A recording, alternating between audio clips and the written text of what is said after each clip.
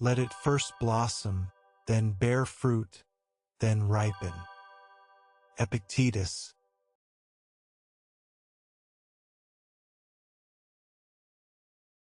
This quote means that you shouldn't rush or force things to happen, but instead let them develop and grow at their own pace.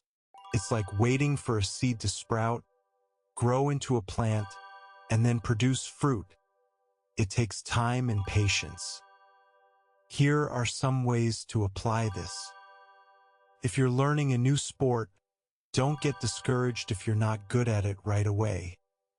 Keep practicing and let your skills blossom over time. When writing a story or creating art, don't try to finish it too quickly. Take your time to brainstorm ideas, draft, and revise until your work ripens into something great. If you're trying to make new friends at school, don't try to force relationships. Let things develop naturally by spending time with people, getting to know them, and letting friendships grow and ripen over time.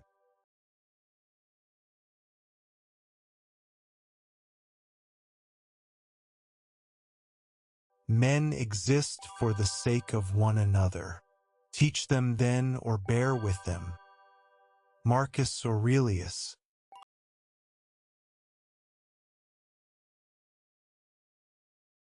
This quote means that people are meant to help and support each other, so we should either teach them new things or be patient with them when they make mistakes. It's about being kind and understanding towards others. Here are some ways to apply this. If your little brother doesn't know how to tie his shoes, you can patiently teach him instead of getting frustrated with him. When a friend is feeling sad or upset, you can listen to them and try to understand what they're going through, rather than telling them to just get over it. If someone in your class is struggling to do a math problem, you can quietly help them figure it out instead of making fun of them for not knowing the answer.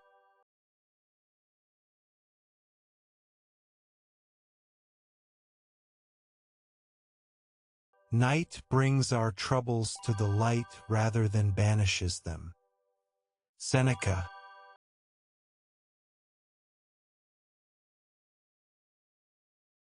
This quote means that when it gets dark at night, our worries and problems can feel bigger and more noticeable, rather than going away. It's like the quiet of nighttime makes us think about things we might not have noticed during the busy day. Here are some ways to apply this. For example, if you're worried about a test at school, you might lie in bed at night thinking, "What if I don't study enough?" Or "What if I forget what to do?" And your worries feel even bigger than they did during the daytime. If you got into trouble with your sibling during the day, but then it gets quiet at night, you might start thinking about what happened and how mad you are, making the problem seem worse than it was when it first happened. Imagine you're waiting for a big event or a party to happen, and as nighttime comes, you start worrying that something will go wrong or that you won't have fun, even though during the day you were excited and not worried at all.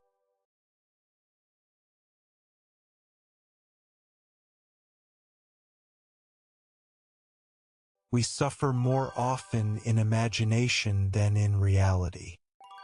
Seneca.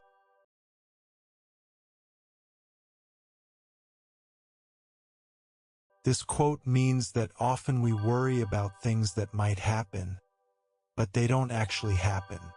We can imagine all sorts of scary or bad scenarios, which makes us feel unhappy or worried, even if those things aren't really happening.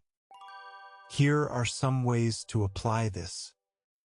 If you're scared to ride a bike down a big hill, you might imagine crashing and getting hurt, but most likely you'll be fine and have fun riding down the hill. You might worry that your parents will be mad at you for not doing well on a test, but they might actually just want to help you study harder next time.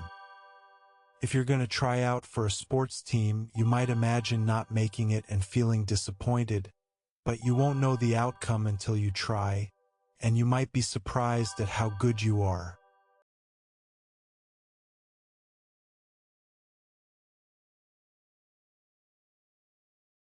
Other people's views and troubles can be contagious. Don't sabotage yourself. Epictetus.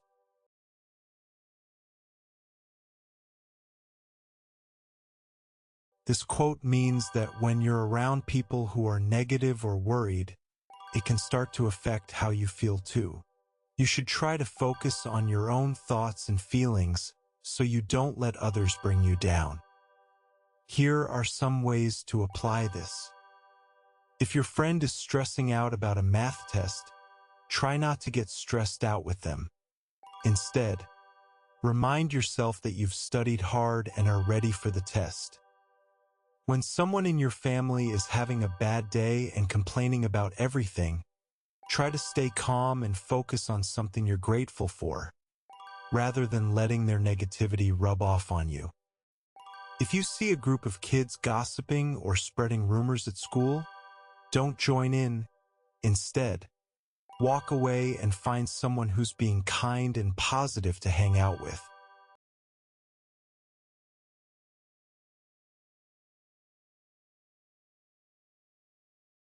If you see a man free from sorrow, free from dangers, free from trouble, call him not happy. Epictetus.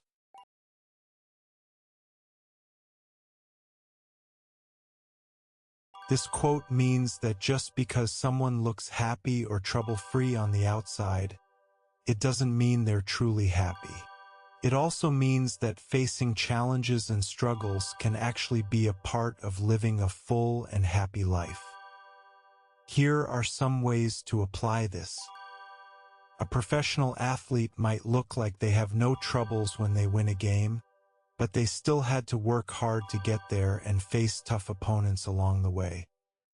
A person who travels the world might seem carefree, but they still had to plan, save money, and navigate unfamiliar places, which can be stressful and challenging at times.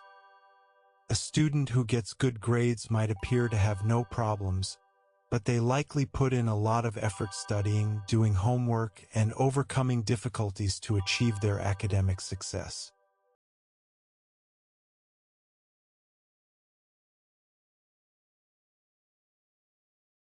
Between the fear of death and the hardship of life. Seneca.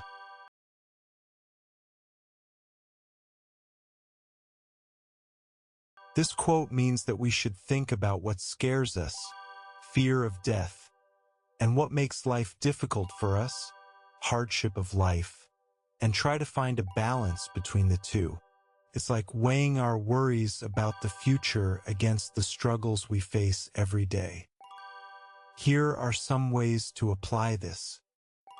If you're worried about failing a test, fear of failure, which is like fear of death, but studying for it means missing out on playing with your friends, hardship of life, try to find a balance by studying a little each day and still having time for fun.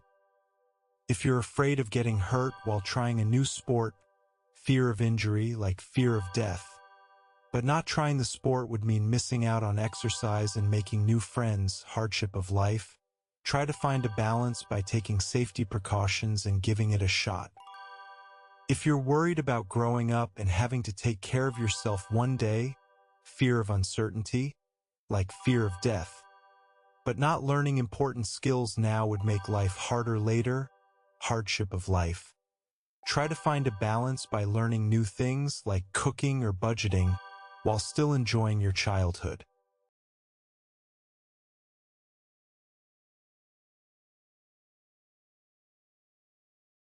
The important thing in life is not the triumph, but the struggle. Seneca.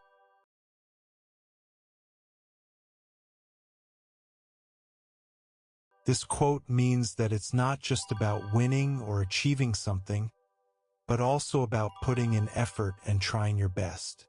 It's like saying that playing the game is more important than just getting a trophy. Here are some ways to apply this. If you're on a soccer team and you don't win every game, but you practice hard and have fun playing with your friends, then that's still a success because you struggled to improve. Let's say you want to learn how to play the piano, and it takes you months to master a difficult song. Even if you never become a superstar pianist, the struggle of practicing every day is what makes you better and proud of yourself. Imagine you're trying out for the school play, but you don't get the lead role. If you still had fun auditioning, learned some new skills, and made friends with other kids who tried out, then that's a success because you struggled to be your best.